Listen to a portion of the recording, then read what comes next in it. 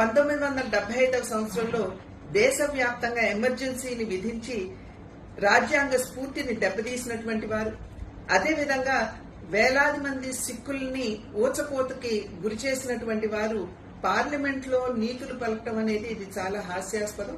నిన్న రాహుల్ గాంధీ గారు పార్లమెంట్ లో నిలబడి హిందువులందరూ కూడా అసత్యాలు పలుకుతారని, అదేవిధంగా వారు హింసకి పాల్పడతారని మరి వారు చెప్పడం అనేది దేశంలో హిందూ ధర్మాన్ని ఆచరిస్తున్నటువంటి కోట్లాది మంది మనోభావాల్ని వారు దెబ్బతీయటమే.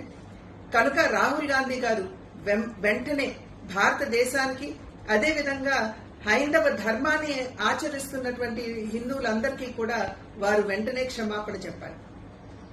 1975వ సంవత్సరంలో దేశవ్యాప్తంగా ఎమర్జెన్సీని విధించి రాజ్యాంగ స్ఫూర్తిని దెబ్బతీసినటువంటి వారు, అదేవిధంగా వేలాది మంది సిక్కుల్ని ఊచకోతకి గురి చేసినటువంటి వారు పార్లమెంట్ లో నీతులు పలకటం అనేది ఇది చాలా హాస్యాస్పదం.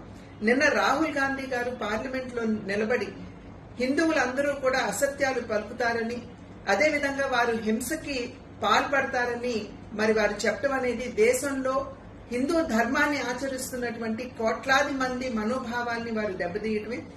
కనుక రాహుల్ గాంధీ గారు వెంటనే భారతదేశానికి, అదేవిధంగా హైందవ ధర్మాన్ని ఆచరిస్తున్నటువంటి హిందువులందరికీ కూడా వారు వెంటనే క్షమాపణ చెప్పాలి.